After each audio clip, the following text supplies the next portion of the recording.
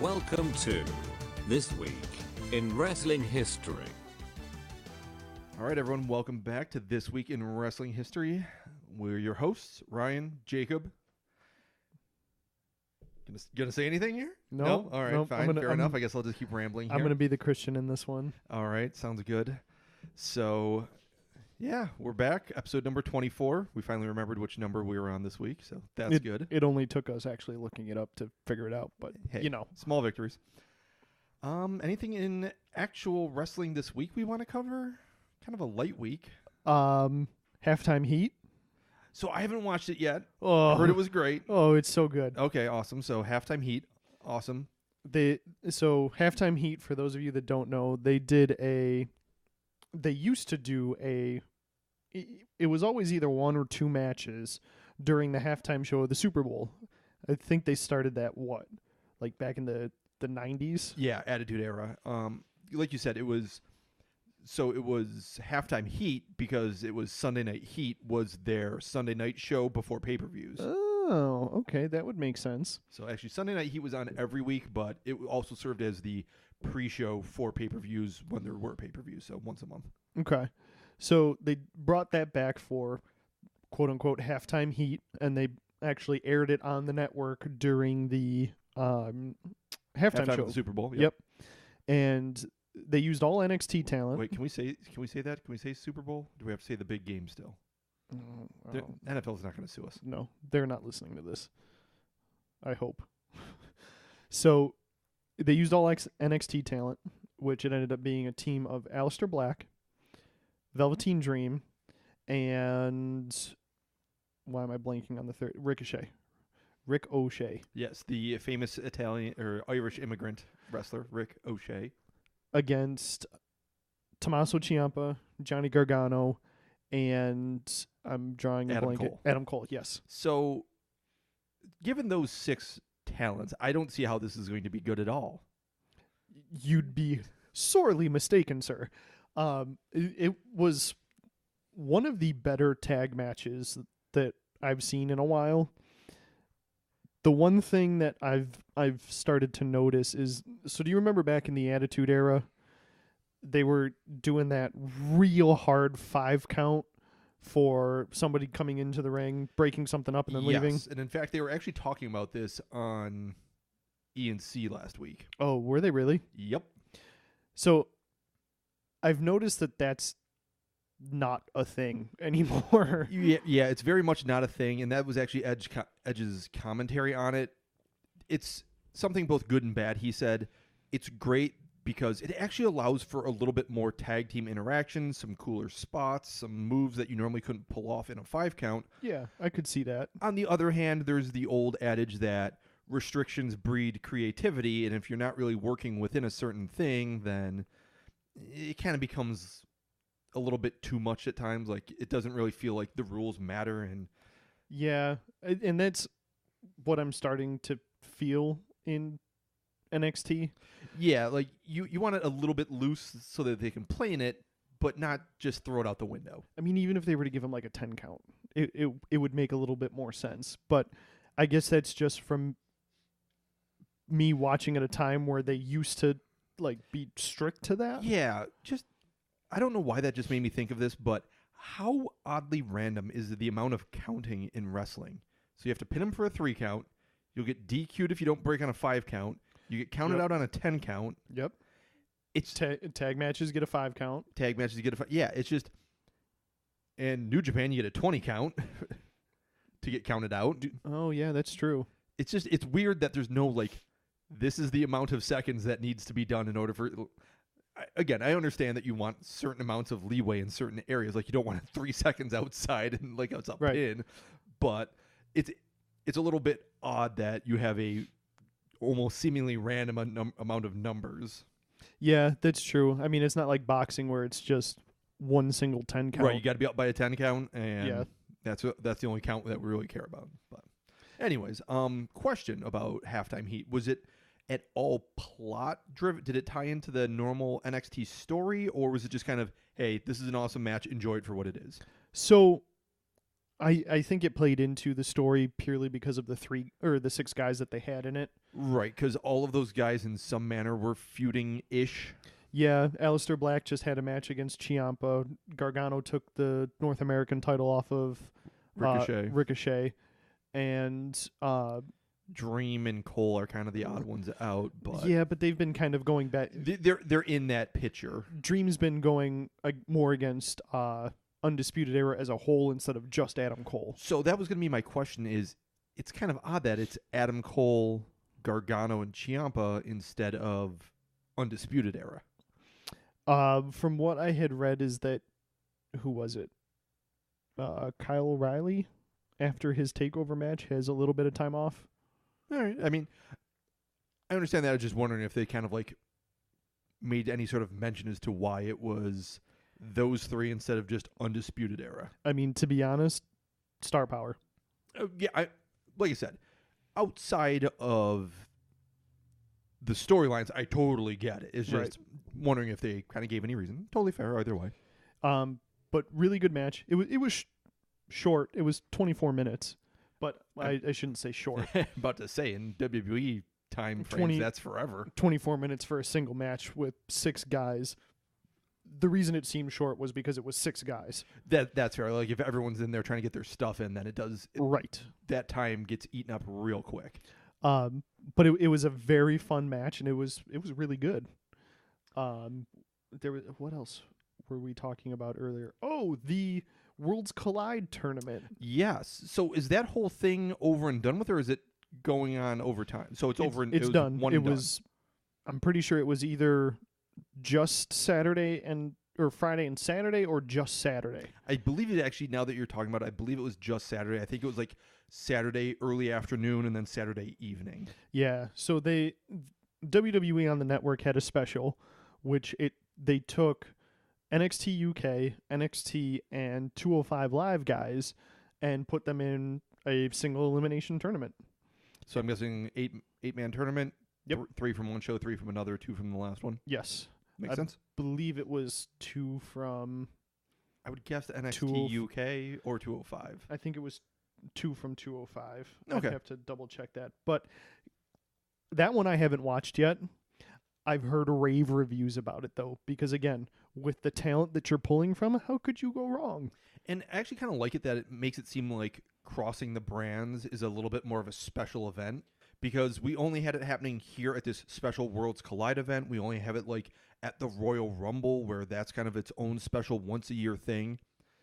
I like that they're kind of starting to actually build these brands into separate, unique identities, and we're kind of starting to get to the point where we're like, oh man, I would love to see this guy show up over here for a little while. Like, kind of how you were way back in the day with like WCW and WWF, where you're like, oh man, I really want to see these 2 guys from these different companies figure out who's the best. Yeah, and if WWE doesn't have any straight competition right now, the only thing they can do is compete against themselves, and they're kind of doing it right. Right, and for better or for worse, they're doing it very intelligently, and it benefits the fans overall.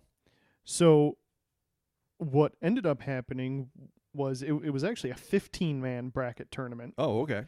So it was Adam Cole, Velveteen Dream, Dominic Dijakovic, otherwise known as Donovan Dijak from Ring of Honor. No, don't know that, but fine. Real big dude, real athletic. Think Test, but faster. Oh, okay. Keith Lee and Shane Thorne. Shane Thorne's the half that's still remaining from TM61. Gotcha. Right. Okay. Mark Andrews from UK. Tyler Bate, Travis Banks, Jordan Devlin, and Zach Gibson, who's one half of the UK tag champs. Okay. And then Cedric Alexander, Tony Nese, Drew Gulak, TJP, and Humberto Carrillo, who just recently debuted. I think I saw him, and I think there was some really cool clip of him getting something done to him or doing something. Really good. He's really good. Awesome. So it ended up coming down to, do we want spoilers? Yeah, we can go ahead and do spoilers. It was last week. It's on the network. Velveteen Dream won.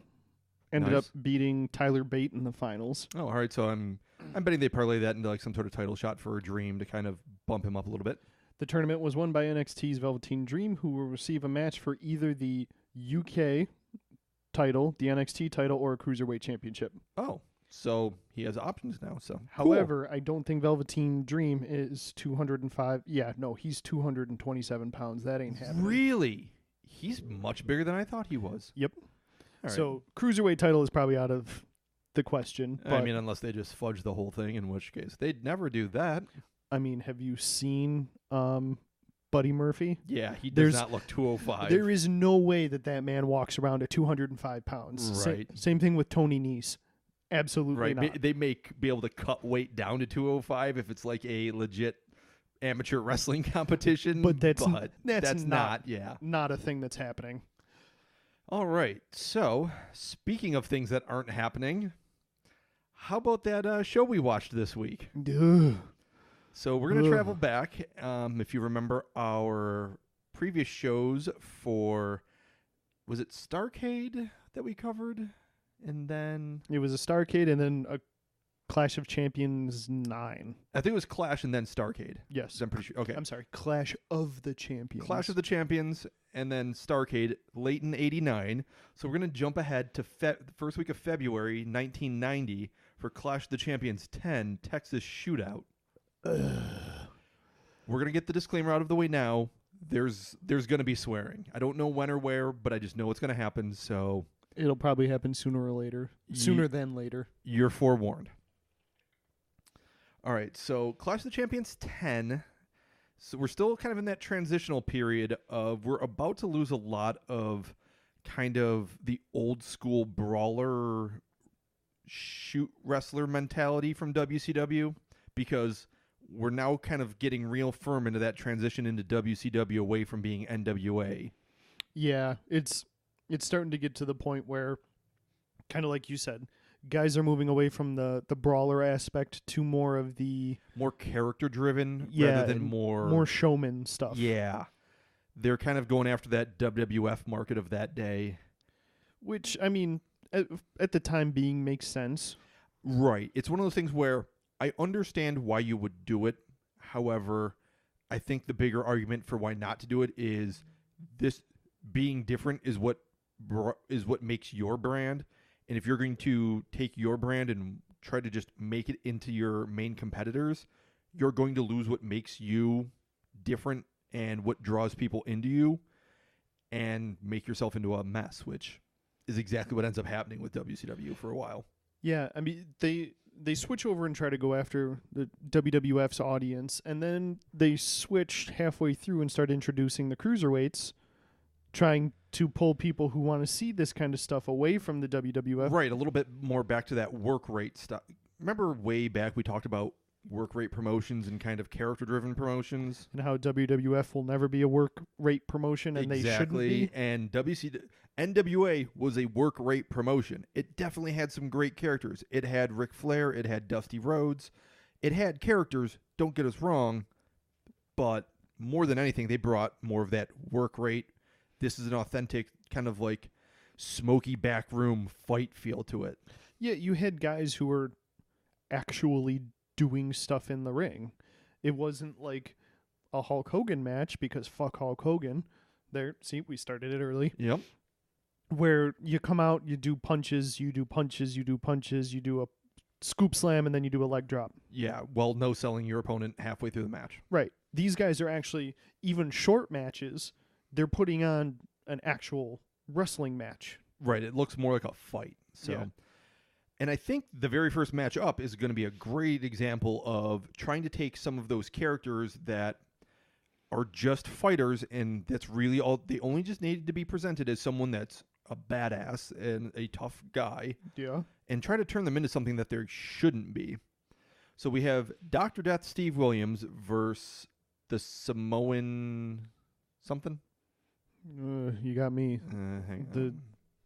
Yep. Essentially, It's Rikishi's brother. yeah, and he's He is the Samoan Savage with That's Oliver what it was. Humperdinck, AKA the Big Kahuna. the big kahuna Oliver Humperdinck, which, all right, that guy's annoying, but whatever. So back to Steve Williams for a second. Dr. Death, Steve Williams. The guy's basically just a Greco-Roman wrestler and a legit badass.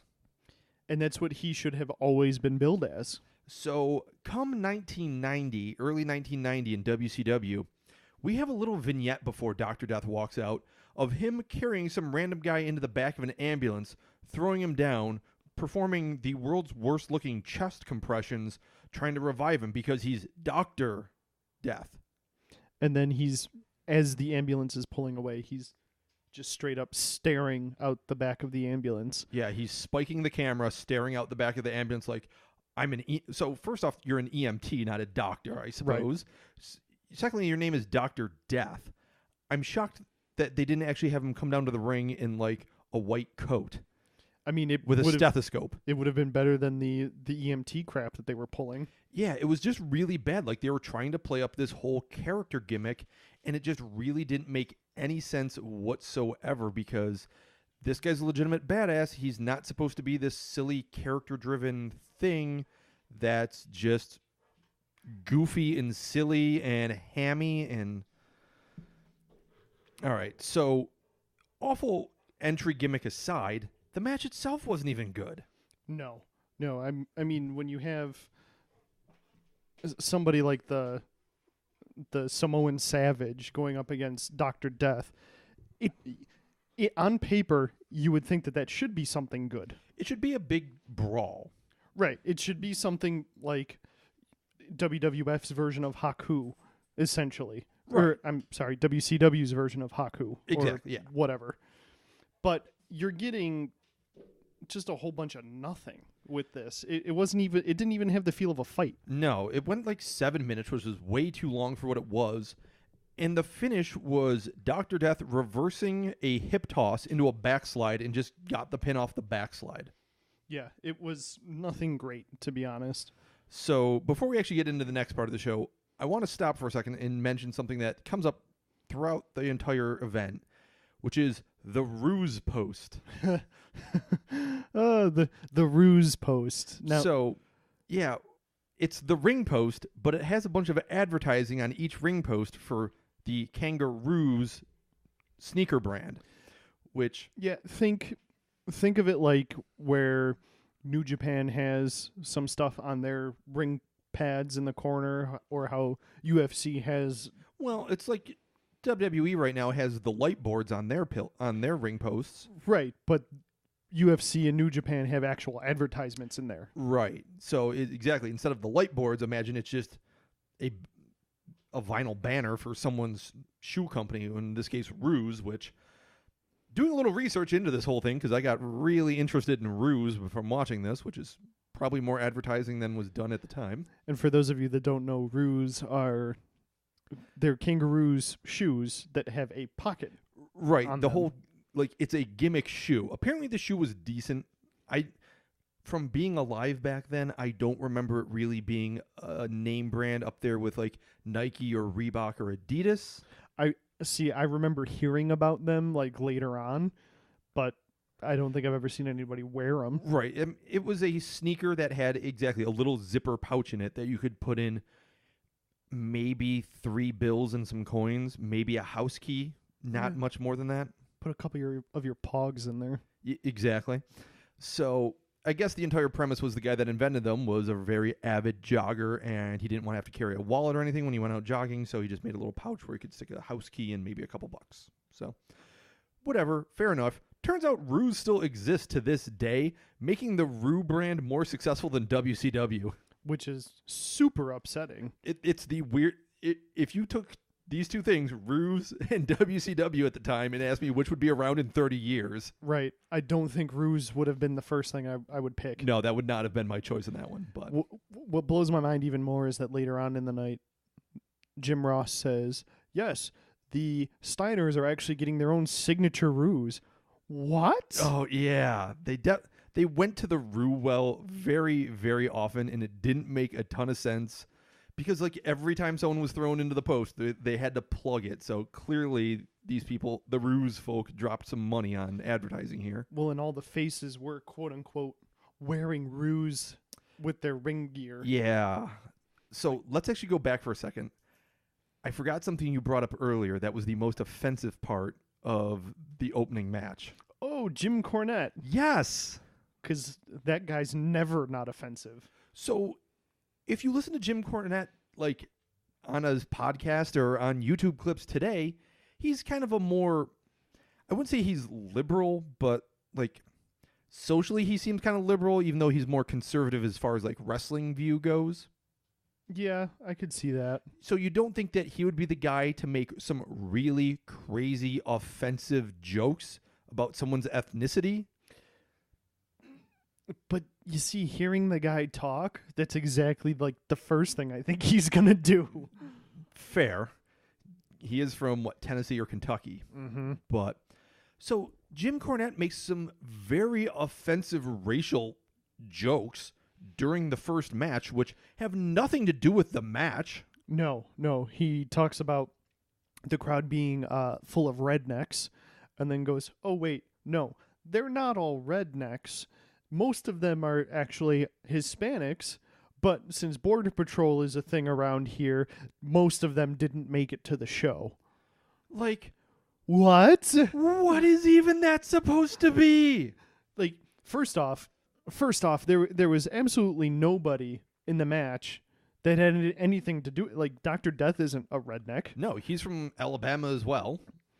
He's not Hispanic by any means. Nope. And neither is the Samoan Savage. Certainly not. So, where did... What? Why? Right, like, it wasn't even a good heel move as far as, I'm going to get some heat on this guy for whatever reason. It was just, hey, let me make some racist-ass jokes. Yeah. I mean, if you're going to have a heel announcer, if I'm going to pick between Bobby Heenan and Jim Cornette... That's not much of a choice now, is it? Right. So, all right. Next up after the first match, we actually have a little interview segment with Tuxedo Terry. So, this got me heated throughout the entire show. You have Terry Funk, arguably from the 70s, 80s, and 90s, probably one of the most quote-unquote badass characters around. So, let's remember, this is Clash of the Champions 10, Texas Shootout. We are in Texas. Terry Funk is from Texas. Right. Easily. So, if I think of hardcore wrestling, if I think of hardcore wrestling legends, there's 3 people that come to mind. I can guess at least 2 of them. So, first one for me is Tommy Dreamer. Okay. Just because I love Tommy Dreamer in ECW. Tommy. Second one would be Mick Foley. All right. That's one of the 2 I could get. And the other one would be, shocking, Terry Funk. Yay, that's my other one. You have arguably one of the biggest badasses in wrestling at this time. Probably a legitimate tough guy. So don't forget, this is the big event that is following up Starrcade's Ric Flair Terry Funk I Quit match. And you stick Terry Funk in a tuxedo with an ugly ass bolo, and he's trash talking the crowd the entire time. So again, keep in mind, this comes on the heels of Starrcade, where Terry Funk's promo was, Ric Flair flies around in jets and drives around in limousines.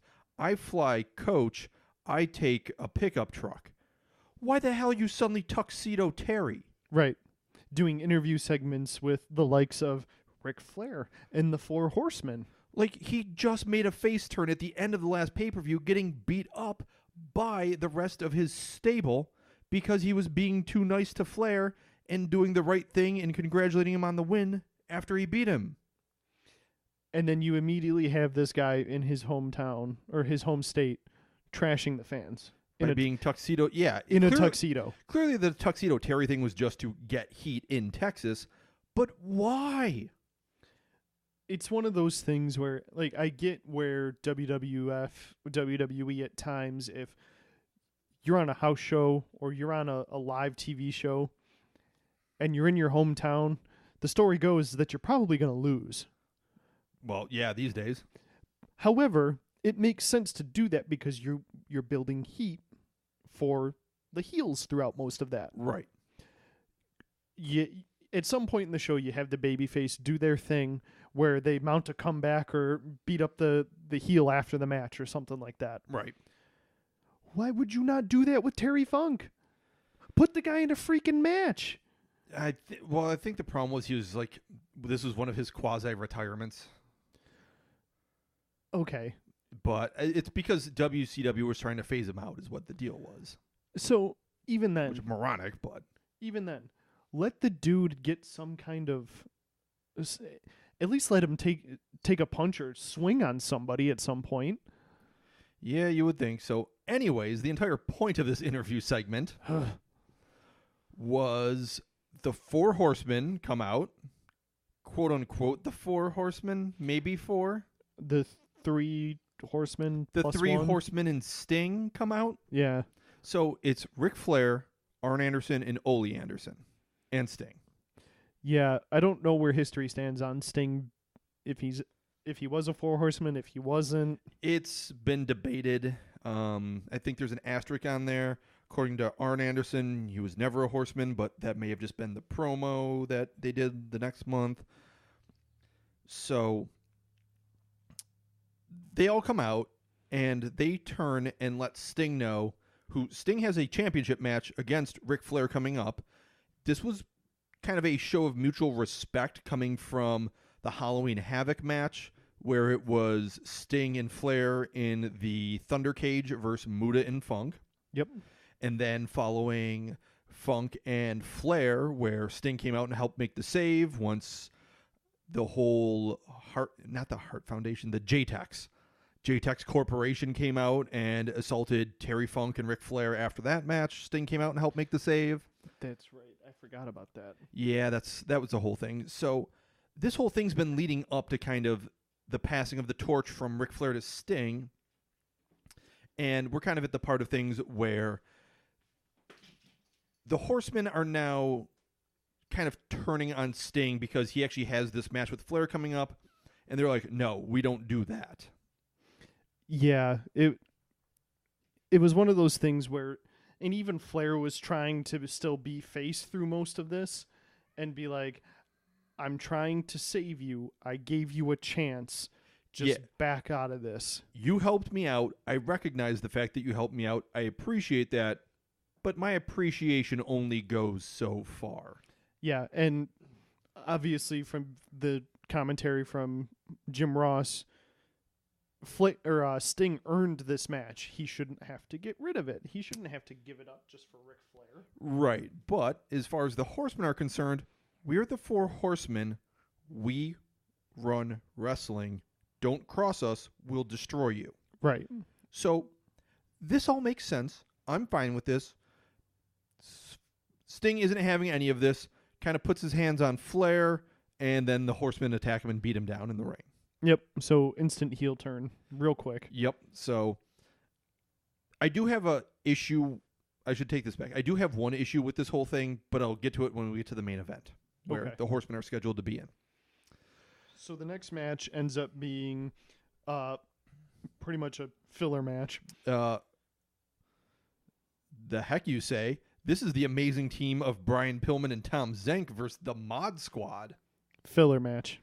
Exactly, and it was actually the second longest match on the card, which it felt like. Yeah, this went on far too long. So Brian Pillman and Tom Zenk end up getting a little bit of a tag team run because they're the 2 younger, good-looking guys that are a little bit more high flyer than the rest of the people on the roster. With lots of hair. There was a lot of hair in this There was one. a lot of talk about how good-looking these 2 young gentlemen were. Yeah, it started to get to a point where it was like, who do you think is watching this?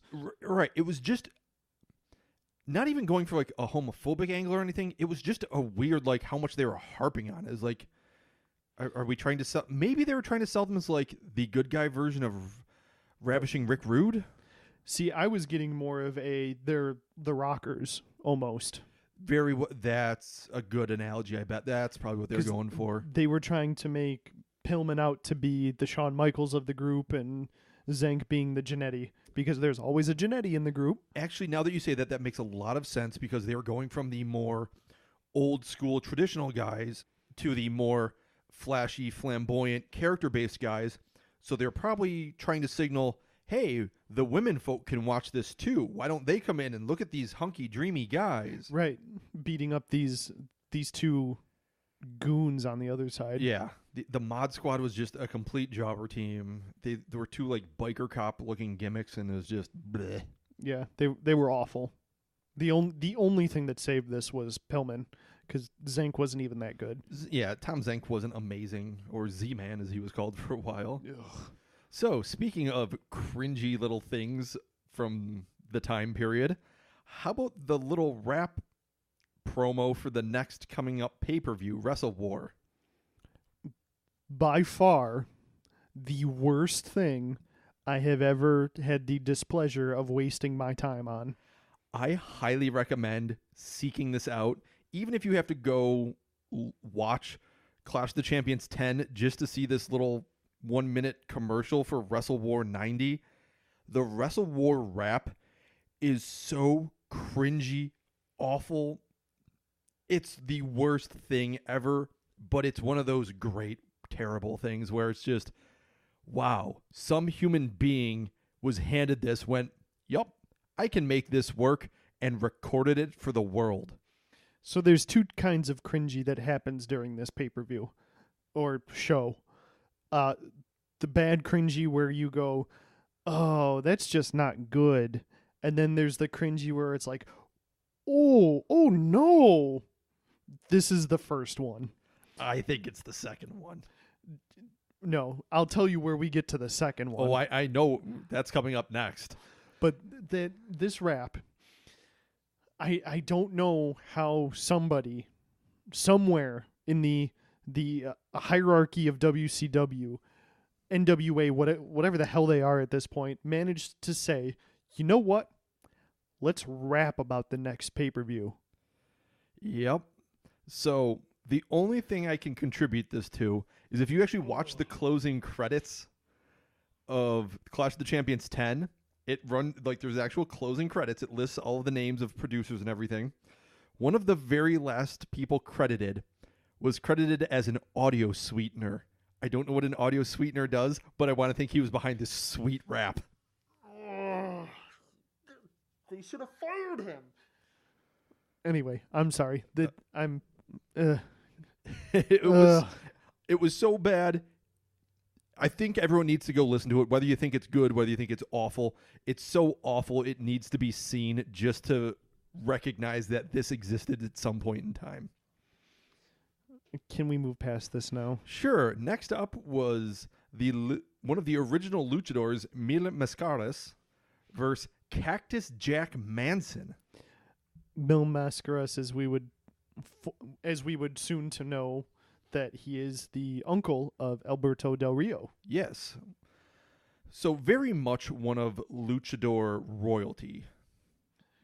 I would argue probably aside from maybe Blue Demon Jr., probably or I should say Blue Demon. Right.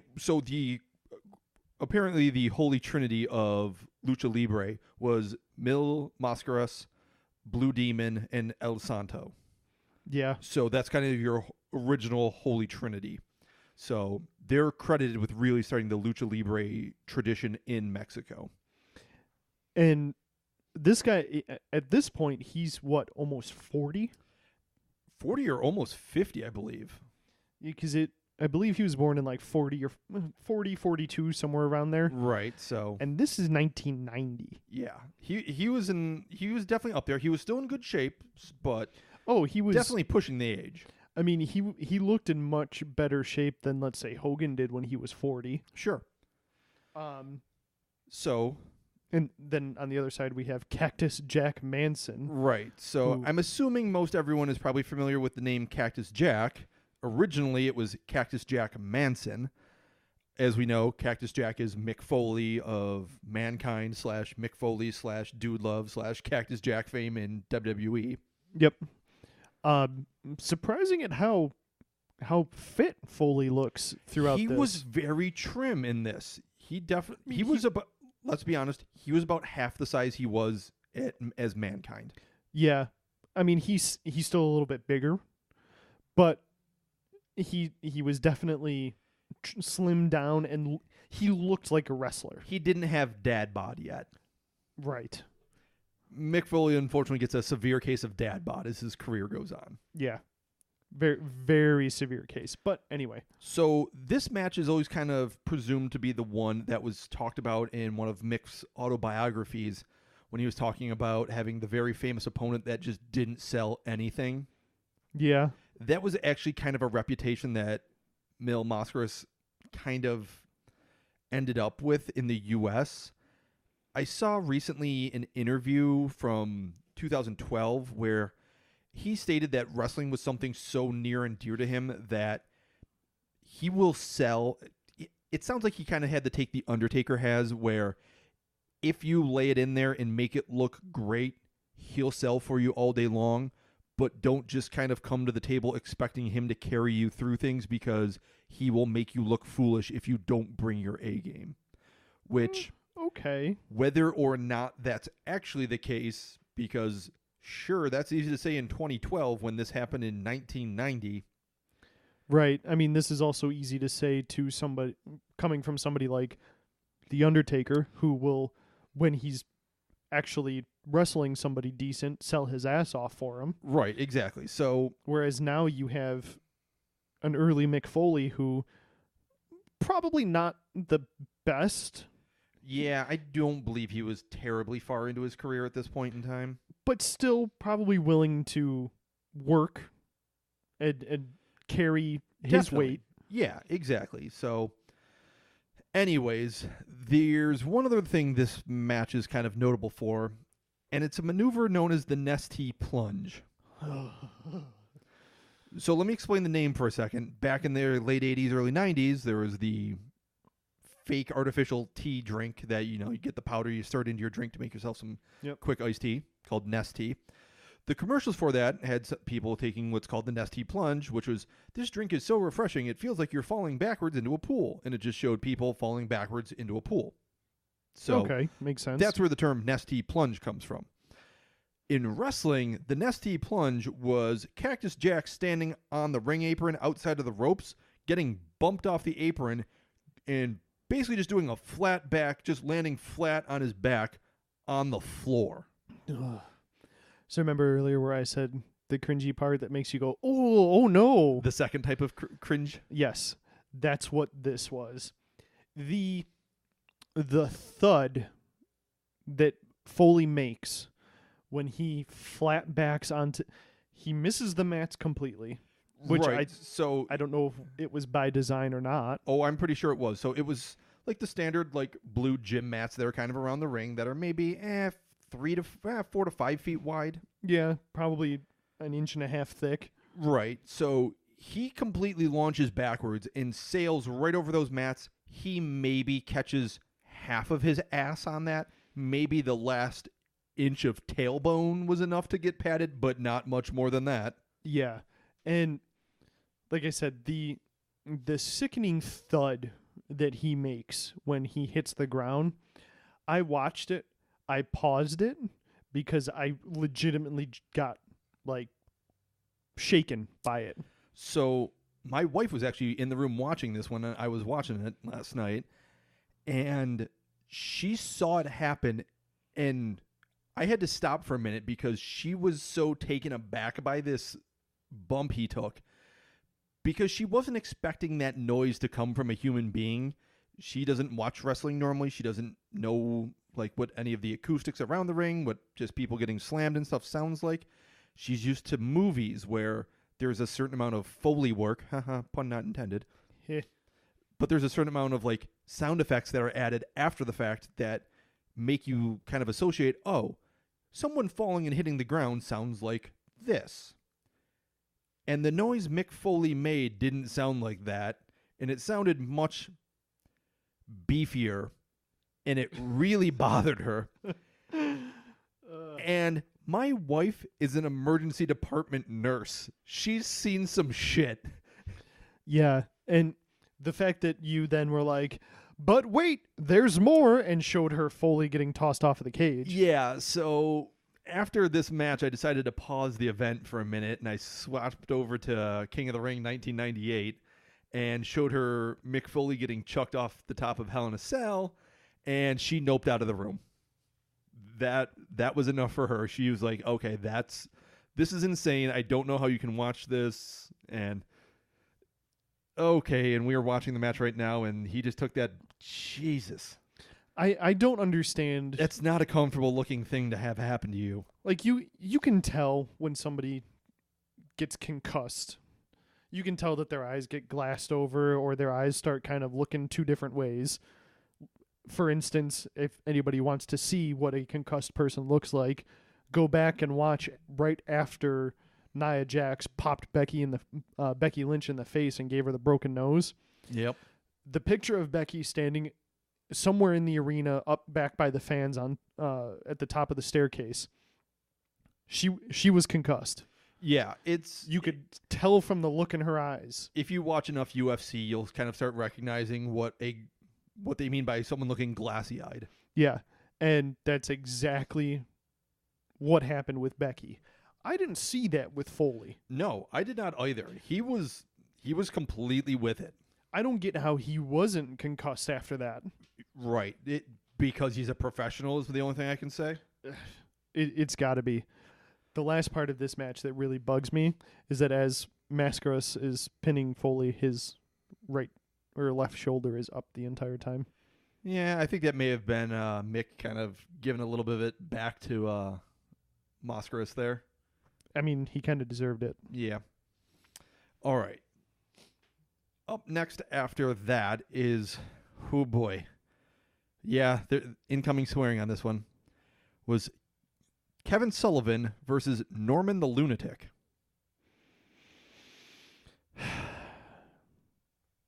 What the fuck? So, just in case no one is familiar with the early work of Mike Shaw, a.k.a. Norman the Lunatic, and maybe you might be more familiar with his later work as Bastion Booger in the WWF, because what you really want to be known for in your career is being Bastion Booger, the guy that's just gross. Yeah, it was something. Kind of watching this horrendous match. So it was pinfalls count anywhere. Okay, so your standard falls count anywhere match. You can pin him on the ramp. You could pin him in the crowd. You can pin him next to the ring. You can pin him backstage. Right. So let's keep in mind, Mike Shaw is not a great wrestler. Kevin Sullivan's actually pretty decent and has cool character work. But this was So, actually, let me even rewind. Norman the Lunatic. I don't get this gimmick. It was weird. It was Eugene before Eugene. Right. He was billed as being from the state mental hospital. But he acted like a child. He acted very childlike, and he walked out to the ring because, keep in mind, we're February 6th. He's handing out Valentines to all the children at ringside. And Jim Cornette proceeds to make a pedophile joke. Which, kind of fair. It's weird. Yep. Yeah, it was a little unsettling. Like, the whole thing was very weird and not... It was the first type of cringy. We're back to first type cringy. Yeah, just one of those... So we're going to skip the majority of this match because it was a bunch of crappy brawling. And there was nothing to it. It was so basic. It was just some back and forth brawling between the two of them. Fast forward to the end. So they're brawling down the aisle to the side of the ramp into the backstage area into a women's room. Well, at first, Kevin Sullivan goes into the women's room, quote, to try to get away from Norman the Lunatic. All of a sudden, you hear a scream. A random woman comes running out of the bathroom as Norman the Lunatic is sitting there going, nope, I can't go in there. I'm not going in there. And then as soon as the woman leaves, he storms right in there. Yep, he musters up his courage and marches right in there, and the ref, Nick Patrick, follows him in there, and the camera doesn't follow him in there. Nope, just stops right at the door. You're sitting there looking at Gordon Soley holding a microphone up to the women's room door, and then you're looking at the women's room door that's closed. Yep. You hear some sound effects of stuff getting smashed, people going, rah, Yeah, you hear Norman and Kevin Sullivan grunting while one of them is rapidly opening and closing a stall door. Yep. And possibly picking and dropping the toilet seat up. Next thing you know, Kevin Sullivan comes out, face plants onto the concrete outside of the women's room. Norman follows him, along with the ref, who declares Norman the winner. Yep. Along with Norman having a toilet seat around his head. No, I think he's just carrying the toilet seat as like a trophy. That's right. So, I guess there was a pinfall in there, and we didn't randomly just declare one of these guys the winner? I mean, we didn't see a pinfall. If we didn't see it, it didn't happen. Yeah. So, it was a Falls Count Anywhere match that somehow managed to not actually even have a finish, which most of your Falls Count Anywhere matches kind of have some sort of weird screwy finish. This wasn't even weird and screwy. It was just there wasn't a finish to the match. Yeah, it was not good. It was very not good. All right, next. So this next match wasn't great, but it was a little bit redeeming. It was the Road Warriors with Paul Ellering versus the Skyscrapers, being this version of the Skyscrapers were Dan Spivey and Mark Callis. I mean, So, interesting thing about the Skyscrapers almost never had the same lineup twice. So, the original was Dan Spivey and Sid Vicious. Yep. And then Sid doesn't he end up with the Four Horsemen at some point soon? Eventually, but Sid does his normal thing of being Sid, where he just stops showing up for a little while. Yeah, makes sense. So they replaced Sid with me and Mark Callis, which, why isn't it just Mark Callis? Mark Callis, like, right. You already have the name. Why do you have to put mean in there? Right. Seems a little extraneous. Again, for those of you that don't know, I'm sure most of you probably do, Mark Callis, a.k.a. Mark Calloway, would be The Undertaker in a couple of years. And actually, about a year and a couple months. Yes. Because it was Survivor Series 91? Yes. Right. Okay. So, anywho. I mean, it was an okay match. It was a fine match. It was I kind of enjoyed it, actually, just see early Undertaker without the no-selling gimmick. And it was kind of funny that something I was reading about this was saying he learned the no-selling thing from the Road Warriors that he would eventually take and combine with his normal stuff to become the Undertaker. Yeah, I mean, that's pretty much it. But, I mean, it was a decent match. There wasn't anything real special to it. No, you're right there. It was two big guys against the Road Warriors. It was the Road Warriors. So think back to when we were talking about Survivor Series with the Legion of Doom versus the Natural Disaster, saying the Road Warriors weren't good at working bigger guys than them. This was about the extent of what they could do. Exhibit B of that. Right. It wasn't as bad as against the Natural Disasters, but this was really them stretched to their limit as far as size opponents they could work well. Yeah. The one thing I will mention, though, is that I do appreciate the amount of tag team wrestling that's happening on this. NWA very much a tag team territory.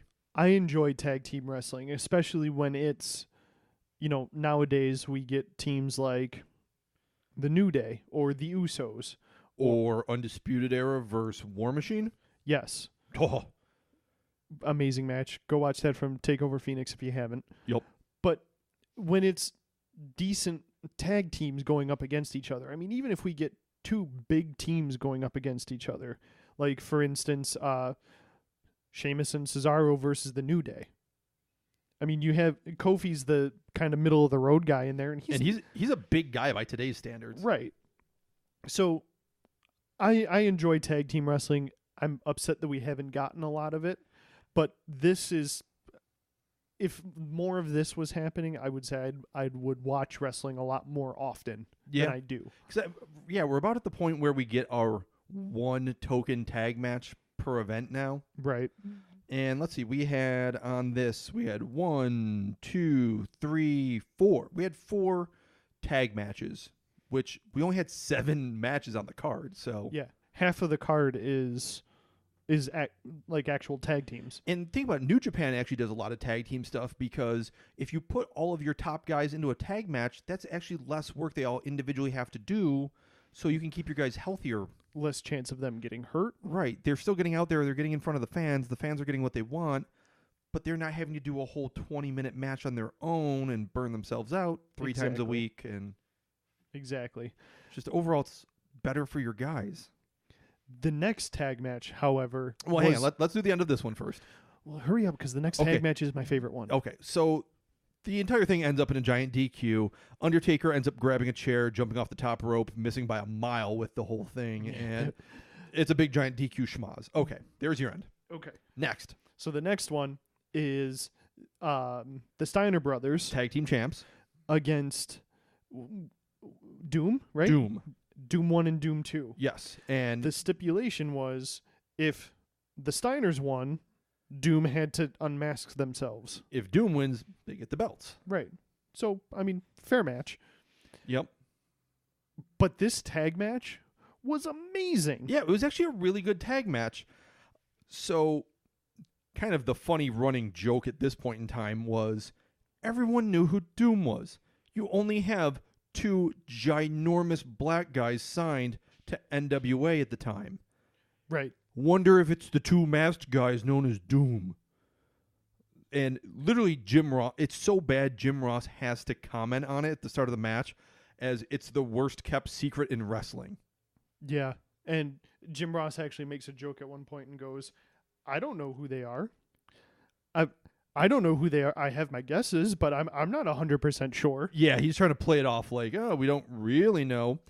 I think Cornette actually kind of talks about it a little bit, and they make it work, saying the masks are maybe more of a security blanket or the intimidation factor. Or the fact that, hey, the very first time they showed up, they stole a win by putting a foreign object inside the mask. So these are actually a tool, not necessarily just to hide their identity. Right.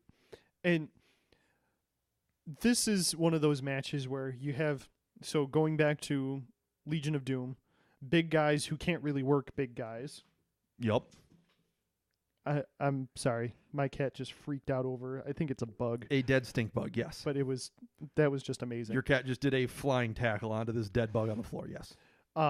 You have Legion of Doom, who are big guys who can't work big guys. Yep. But then you have the Steiners, who they're big guys. They're definitely big guys. And then you have Doom, which are bigger guys. But they both can work each other. Right. They're both fully capable of working someone their size, bigger, smaller, in between. Yeah. They're clearly just 2 more knowledgeable teams. Yeah. It was probably one of my favorite, quote, retro tag matches. Yeah. Ending of this whole thing was a bit schmozzy, but... Yeah, I could do without that. But it's one of those where it's seeing 2 big teams wrestle each other like that and do some of the stuff that they were doing. Like, we all know Ron Simmons is a very athletic man. Right. He didn't win the Heisman, right? He was a Heisman candidate. I believe so. And he was a multiple-time All-State with Florida State University, I believe. I think it was Florida State. I'd have to double check. They retired his jersey. Yeah, like dude's just that athletic.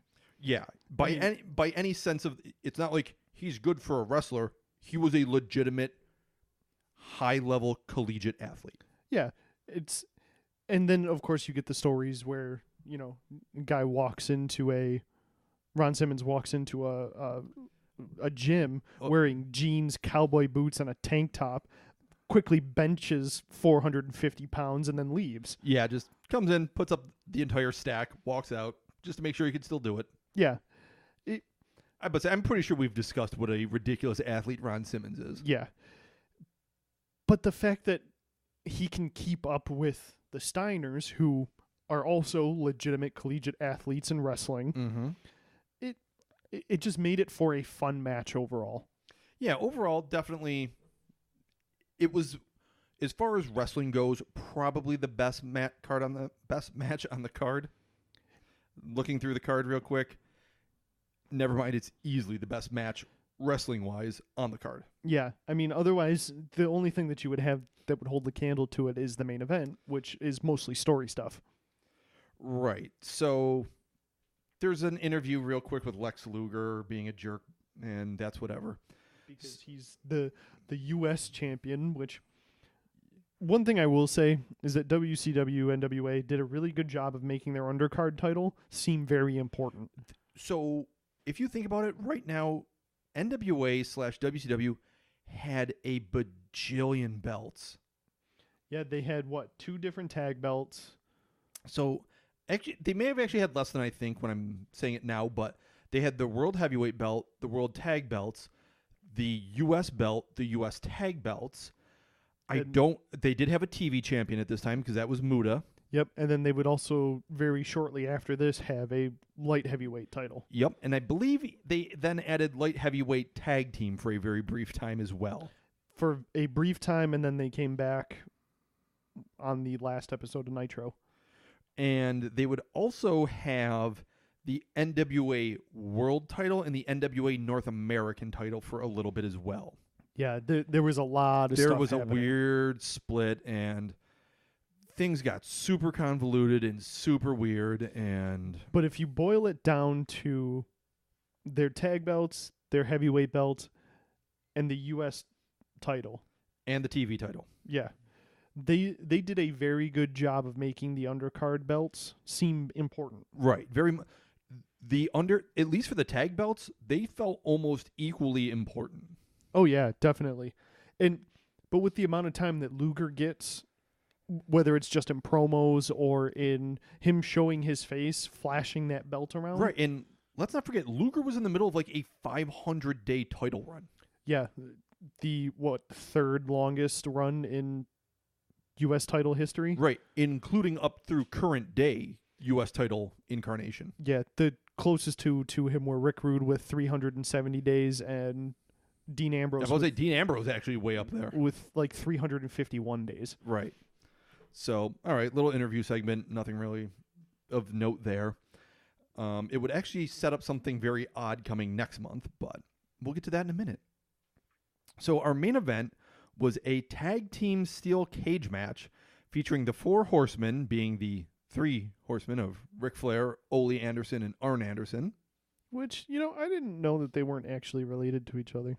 Nope, definitely Arn and Ole Anderson are assumed names. They came from when they were a tag team way back in the day, the Minnesota Wrecking Crew. Yeah. So it was Ole Anderson and I forget the other Anderson that was originally. Arn Anderson was brought in supposedly as their cousin. Which is kind of funny because Arn Anderson, at this point, has been wrestling for what? In 1990, like 5 years or something? Oh, no. I think it's closer to like 20. Or I thought he started in the mid-70s. It may have been later than that, but either way, in the 90s, he's what, like 30 something? I think, yeah, I believe you're correct. Late 20s, early 30s, and still looks. The dude looks like he's 50. Dude, he was like a young old man. It looks like he went from probably like 18 to 53 and just stayed there, which, when you're 22 is awful. When you're 65 is fantastic because you still look like you're 53. Yeah, I mean, if you look at him now, he looks exactly the same as he did during this. Yeah, he always just kind of looked like that kind of grumpy old man, and he always just had that look for as long as he was alive. I bet he was born that way. He came out of the womb balding and just crotchety. If you go and look at Reddit at some point and type in Arn Anderson age, there's plenty of stuff. There's plenty of material. So I'm going to spoil one more thing for you that you probably didn't know. Ric Flair is not actually a cousin of Arn Anderson either. What? Yeah, that was something they just made up to get everyone together as the Horsemen. That breaks my heart. I'm sorry.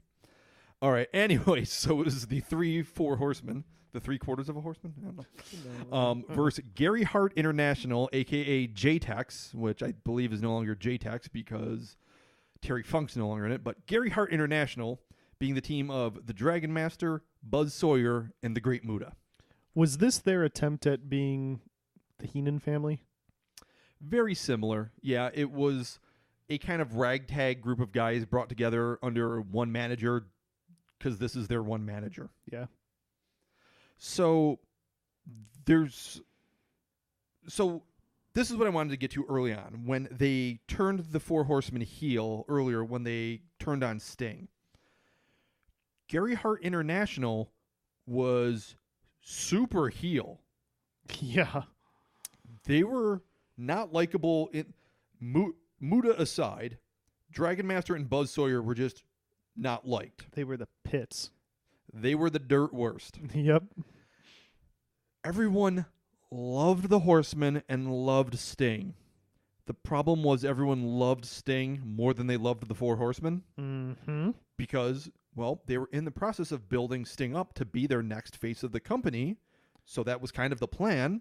And, I mean, he's essentially the 90s version of John Cena, which with how much merchandise the guy was pushing. Yeah. So why, on the day of this match, do you suddenly go from super crazy fan favorites versus super crazy fan hated and turn that fan favorite into a hated team?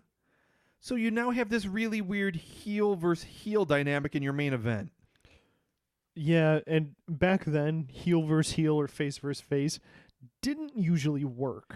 Face versus face could work just fine because everyone's just happy that, oh, it's such a great mutual showing of respect and just a great match. But it was all dependent on who was the two faces in the match. Sure.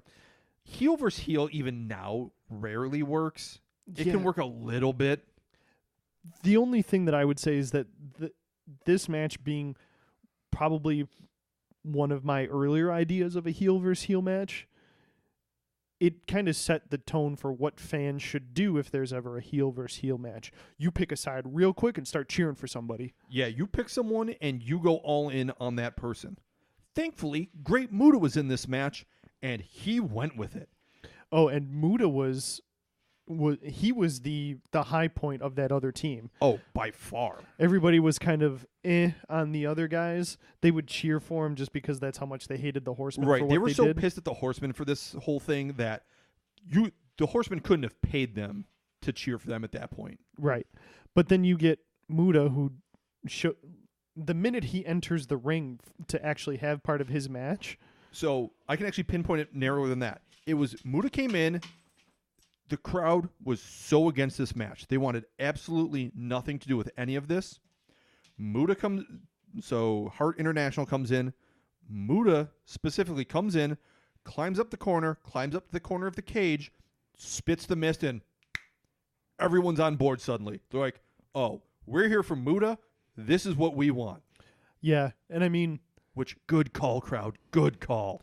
If you're going to be behind anybody, why not be behind the giant Japanese badass who's spitting the poison mist in the air?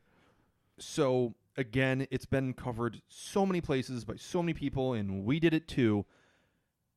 One of the most criminal things WCW ever did was not make Muta their face during this whole thing. Well,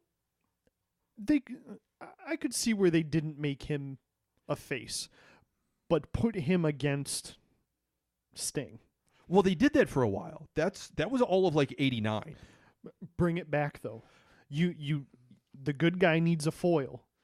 I'm just saying, if they had teamed Sting and Muta up, the two crazy over face painted guys. Yeah. Could you imagine the merch sales? The action figures, the T-shirts, everything. So much money they just threw away. The fake plastic masks with their face paint on them. So much money in face paint accessories. Yeah. WCW's handling of Muta overall was just abysmal. Yeah. They took something that was so much lightning in a bottle and went, meh. Yeah. Lightning in a bottle, and they immediately opened it and threw it away. Yeah, pretty much. So the match itself was pretty much nothing because the real story here was Sting coming out halfway through the match and being all heated and climbing up the cage and trying to get after Ric Flair. And then Ric Flair's inside of the ring but can't leave, hanging on top of the cage, kind of swinging and poking at him. And then Sting backs off and gets So, yeah, dragged away. Security comes out, drags Sting away. Pillman comes out, Z-Man comes out. They're holding Sting back. Pretty much the faces come out. Yep, and all the good guys are out, holding Sting back. Come on, man, you gotta keep your head clear. Think about your title match. Clearly thinking about the title match, Sting breaks away from all of the security and heads back towards the ring, and he's going to mount his second attack on the cage. But unfortunately, right before he hits the cage, he blows his knee out. And at one point, you can actually see Sting turn to one of the, I would assume one of the road agents, look at him and go, my knee's gone. Yeah, he just stepped wrong. I don't think there was anyone that was... When I was reading something about this match, it made it sound like security pulled him down wrong off the cage the second time. It was clearly before he ever hit the cage, because he never climbed it a second time. Yeah, he was like running back towards the Right, cage. it looked like it was like this step or two right before he hit the cage. And then all of a sudden he just doesn't go any higher. It just buckled. He just stood there for a second and then started to kind of wilt a little bit. Yeah, and you could tell at one point Pillman picked up on it and like threw Sting's other arm over his head and was like pulling him back to like keep him up in the air. Yeah, they recovered well, but it was bad to the point where I think Sting was probably supposed to get into the cage and mix it up with Flair. Flair ended up having to climb out and go down the ramp aisle and engage in Sting, who was being held up by everyone. And it was one of those things where I'm not sure if Flair knew what had happened, because the way Flair comes barreling and flying through the air at Sting, expecting the big man Sting to catch him as he's flying through the air, and Flair goes whoop over the top of everybody else. Yeah, that was a bit of an oops. So this unfortunately really shot Sting. So Sting was in the middle of basically becoming the next big WCW guy. This was all building to Wrestle War 90, their next pay-per-view, where Sting and Flair were going to meet, and Flair was going to drop the title to Sting. Well, shit, Sting just blew his leg out. So plans changed, which... It was one of those things where, if you think back about history, if that didn't happen, Sting probably could have been the guy in WCW. Right. We may have been in a significantly different place. So we may cover Wrestle War 90. I don't know yet. We'll have to see when we get closer to it. Judging off of that rap, I don't want to touch that card. Well, come on. We got to see what the whole hype was about. So what ends up happening is it ends up being Flair versus... So we were talking about Lex Luger was being a heel in the middle of this whole thing. They quickly flip Lex Luger to being Sting's longtime buddy. Their whole sordid history of sometimes friends, sometimes enemies. They flip him back to friends. Lex stands up for his buddy Sting, and it's a Sting versus Flair match, and Flair was like, I'm not dropping the belt to Lex. He ain't ready for this. Yeah. Which, correct call by Rick.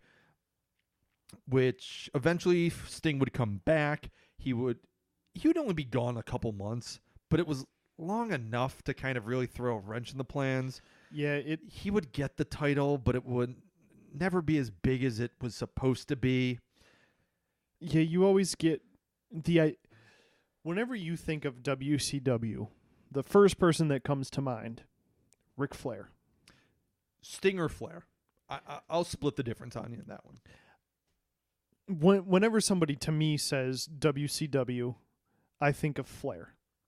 The second person that comes to mind is Sting. I think if this didn't happen, you get Sting as being the first person to come to mind. Right. I think you end up with Sting replacing Hulk Hogan, is not in like necessarily sales in that day and age, but as far as being the brand the company kind of leans on.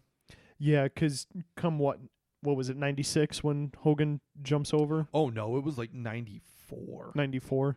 96 was 93, NWO. 94. So Hogan jumps over to WCW, and they have to lean on him because, I mean, Flair's kind of weaning in and out kind of thing. Right. He's kind of a little passé. Sting never... He was still kind of like the franchise of WCW, but it never felt as big as it could have been. To me, it took him changing to the quote-unquote Crow version of Sting to actually hit that mark. By then, that definitely, I think, cemented him more than his title win in 90 would do. And it's a shame because he should have been bigger than that. Oh, yeah, easily. I mean, kind of to steal a line from CM Punk, he was a superstar that should have been a megastar. Yeah, exactly. And it's one of those things, too, where he was such a company man, too. Right. And we end up, instead of giving Sting like this entire summer to get a good lengthy reign in, we end up with this weird situation where Flair has the belt, and then I think Sting comes back and gets the belt, but then we have the whole Black Scorpion thing start up. And once that's done, we have Vader come in, and Vader and Flair are going back and forth with the title, with Sting in there somewhat, but then the title ends up going into Japan, and Rick Rude ends up with the belt, and he gets injured, and it gets into this whole convoluted thing, and Sting's kind of pushed down the card to the U.S. title. Yeah, he ends up taking a back. It's like he ends up getting there, but because things got so, his push really stalled out. They were building to this and building to it, and then at the last second, it got taken away. And you know what it was? It was Finn Balor getting hurt in the Universal Championship match.